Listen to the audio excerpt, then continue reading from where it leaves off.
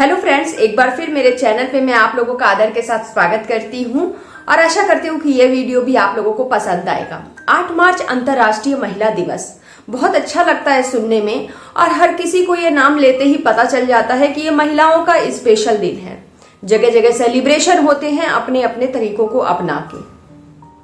अंतर्राष्ट्रीय स्तर की बात हो रही है तो यहाँ पे बस 2 लाइन ये पहले मैं बता दूं। वीडियोस ऑलरेडी मेरे इस पे बने हैं, लेकिन मैं एक बार फिर रिपीट करके आप लोग को बताना चाहती हूँ कि कम से कम इतना आप लोगों को पता हो। और ये गूगल में या यूट्यूब पे और भी वीडियोस बने हैं और इस बार भी और वीडियोस बनेंगे, अपलोड होंगे फेसबुक पे, इंस्टाग्राम पे, फेसबुक के पेज पे, व्हाट्सएप की स्टेटस पे, हर जगह आपको मिलेगा। और ये इतिहास हर कोई जानता है कि सबसे पहले 1909 में इसका सेलिब्रेशन किया गया और रिस्पेक्टेड क्लारा जेटकिन के ही सुझाव पे 1910 से ये 8 मार्च का एक डेट ये तय की गई कि अब से अंतर्राष्ट्रीय स्तर पे महिलाओं के लिए ये दिन रखा जाएगा, जिसे मनाने का एकमात्र उद्देश्य है कि महिलाओं के गौरव के लिए, महिलाओं के सम्मान के लिए दिन समर्पित है। मान, सम्मान, गौरव, कितने अच्छे शब्द लगते हैं ये सुनने में। और एक ये भी कहा जाता है कि चाहे आर्थिक या फिर राजनीतिक या फिर सामाजिक स्तर की अगर हम लोग बात करें तो महिलाओं ने जो उपलब्धियां हासिल की हैं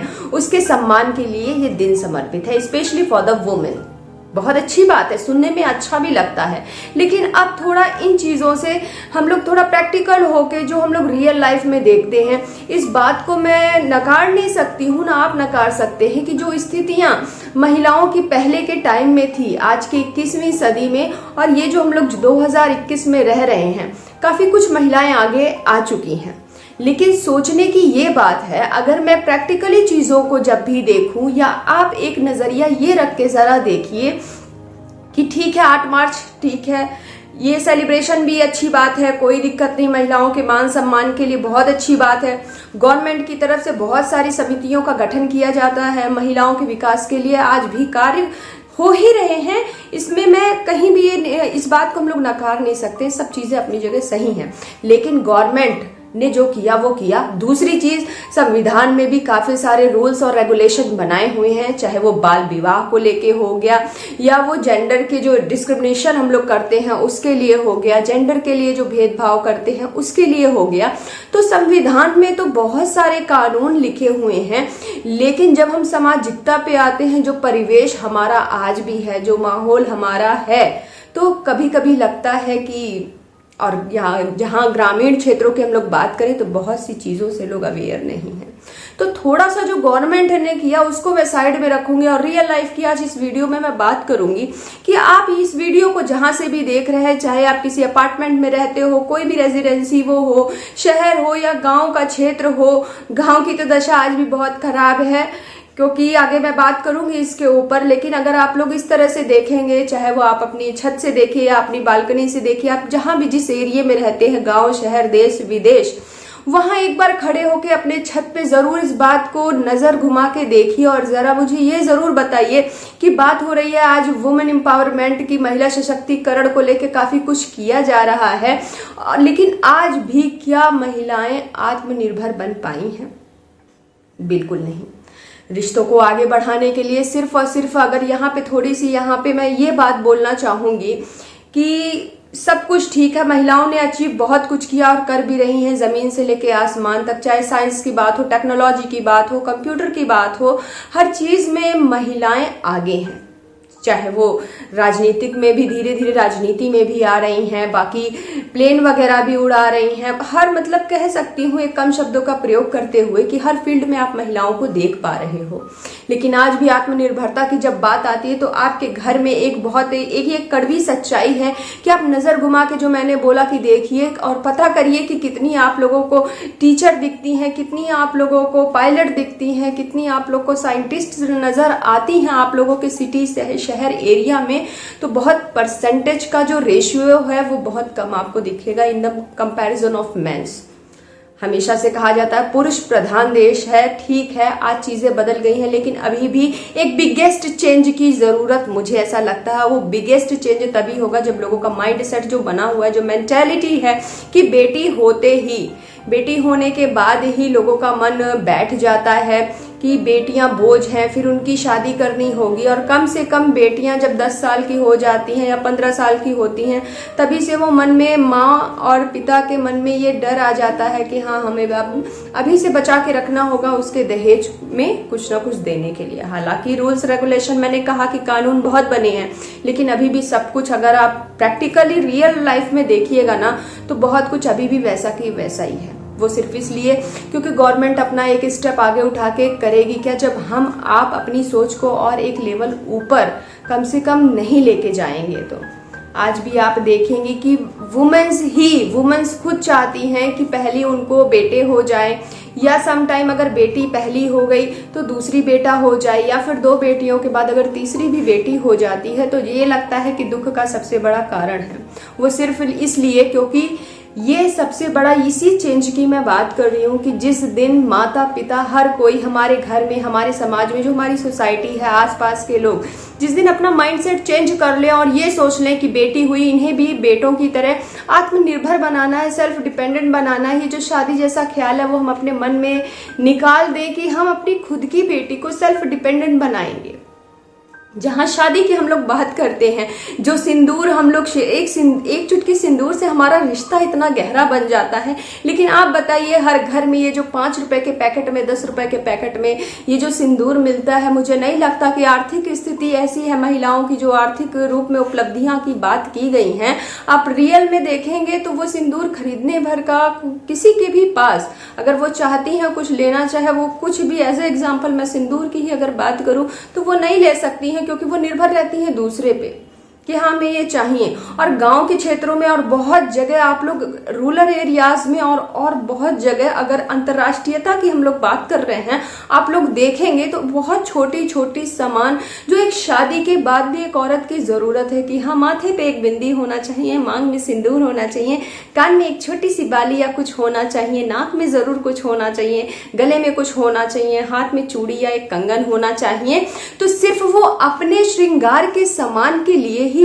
निर्भर दूसरे के ऊपर है। वो चाह के भी अपने लिए, अगर उन्हें पसंद आता है कि वो इस तरह की चूड़ियां खरीद लें अपने लिए या इस तरह की इयररिंग ले लें, तो विश्वास मानिए मेरा, जब आप निकलेंगे ना बाहर तो आप लोगों को समाज जो है ना वो दिखाई देगा कि वो लोग अपने पसंद के पहनने से लेके हर चीज पे हाथ नहीं रख सकते, ना वो ले सकती हैं। तो कहीं ना कहीं आज 1-2 कदम नहीं, मेरे पॉइंट ऑफ व्यू से मैं यही बोलूंगी कि आज भी हम लोग बहुत पीछे हैं। 2021 में आ गए, लेकिन सोच और जो मेंटेलिटी, जो माइंडसेट लोगों का बना हुआ है वो बहुत ही लो लेवल का, बहुत चीप सा है। तो जब तक वो आगे नहीं जाएगा तब तक संविधान में अम्बेडकर जी कितने भी कानून लिख के चले गए, या जो भी दहेज प्रथा, बाल विवाह और जेंडर डिफरेंस को लेके जो भी चीजें बनाई गई हैं, उसका कोई फायदा नहीं है। तो मैं ये चाहती हूँ, जो बिग मैसेज लेके आई हूँ इस वीडियो के जरिए, तो मैं यही चाहती हूँ कि कम से कम अब से माइंडसेट बदले। हर घर में जब बेटी या बेटे किसी का भी जन्म हो,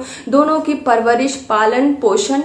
एक सोच रख के, एक पॉजिटिव थिंकिंग रख के दोनों का पालन पोषण और परवरिश हम लोग सेम तरीके से करें। और आने वाले भविष्य में हम अपनी बेटियों से, जो हम लोग शादी की बात करते हैं और ये सब बातें करते, बाहर भेज नहीं सकते, या आज भी तो बहुत जगह ऐसे हैं कि लड़कियां एक समय के बाद पढ़ने की सुविधा नहीं है, कॉलेज दूर है, स्कूल दूर है, वो जा नहीं सकती हैं। तो कम से कम उनसे बैठ के अब दौर बदलना चाहिए, समय बदलना चाहिए कि हम लोगों को उनके करियर से रिलेट करके बात करनी चाहिए कि उन्हें भी आत्मनिर्भर बनाना है। सबके माइंड से अलग अलग है, सबके टैलेंट से अलग अलग है,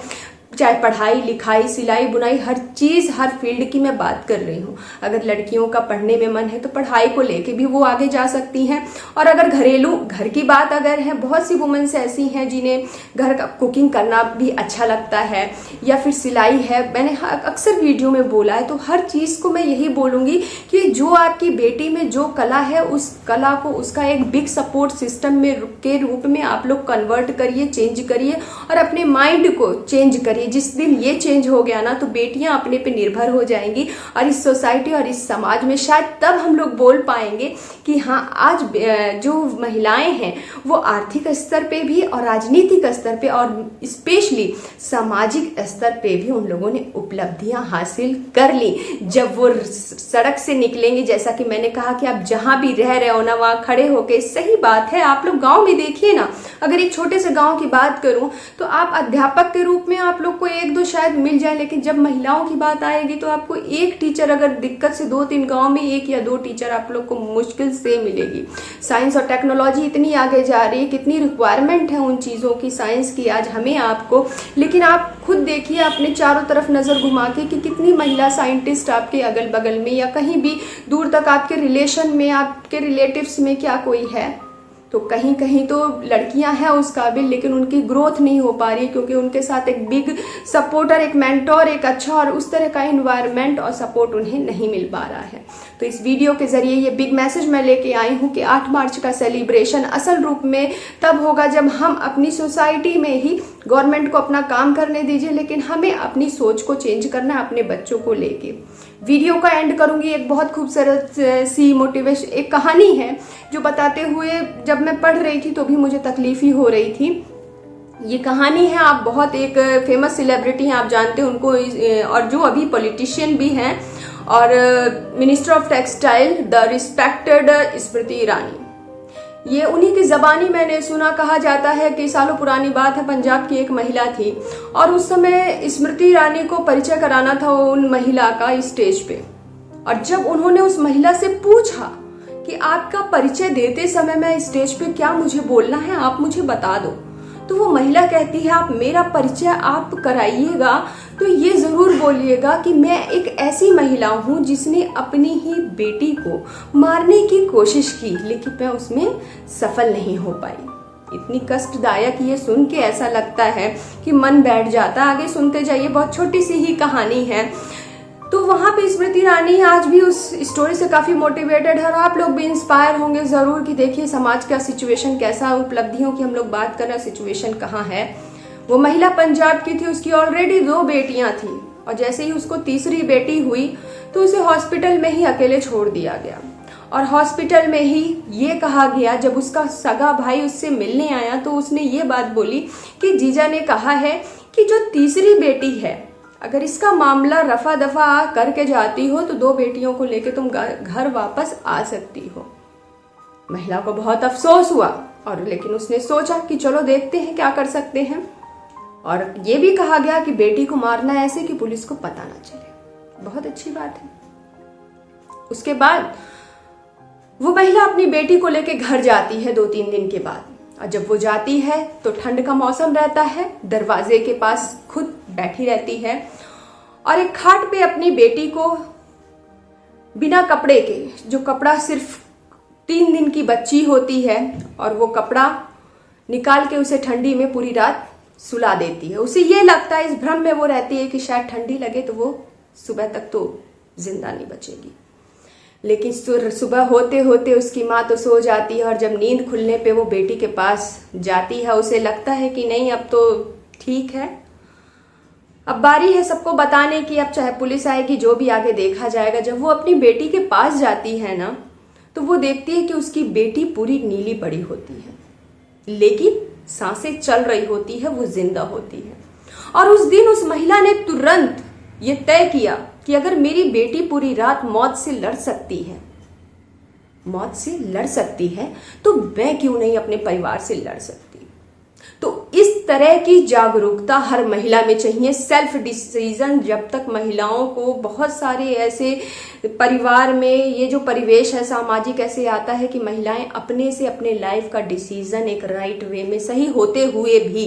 ये नहीं कि कुछ भी डिसीजन, मैं सही राइट पॉजिटिव वे में बात कर रही हूं कि महिलाएं सही होते हुए भी एक सेल्फ डिसीजन आज भी नहीं ले सकती हैं, तो हम तब तक नहीं बोल सकते कि हमारा भारत भी आत्मनिर्भर भारत है। तो मैं जरूर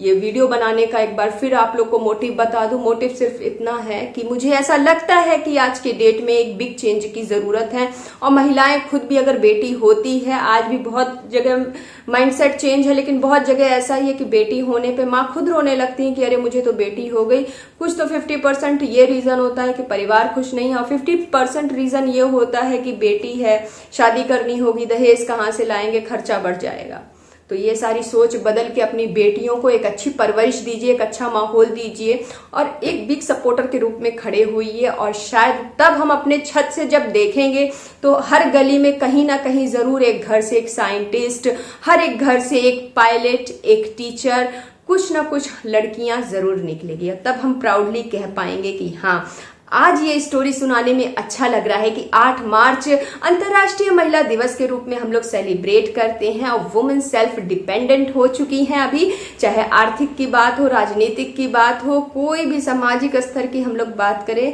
सब में उपलब्धियां आज महिलाओं ने हासिल कर ली है। और महिलाओं का जो मान, सम्मान, अभिमान, गौरव सब बचा रहेगा और जो रिस्पेक्ट की जो बात मैंने हर वीडियो में की है वो जरूर उसे मिलेगा। आशा करती हूँ हर बार की तरह ये भी वीडियो आप लोगों को पसंद आया होगा। आगे भी मेरे वीडियो कोशिश यही है कि आप लोगों के लिए बनाते रहूं जो रियल लाइफ पे बेस हो और आप लोग को पसंद आए। और मिलती हूँ अपने अगले वीडियो में। अपना साथ और सपोर्ट हमेशा मेरे चैनल के साथ और मेरे साथ बनाए रखिएगा, इस बात की आशा रखते हुए इस वीडियो का एंड करती हूँ। Thank you so much.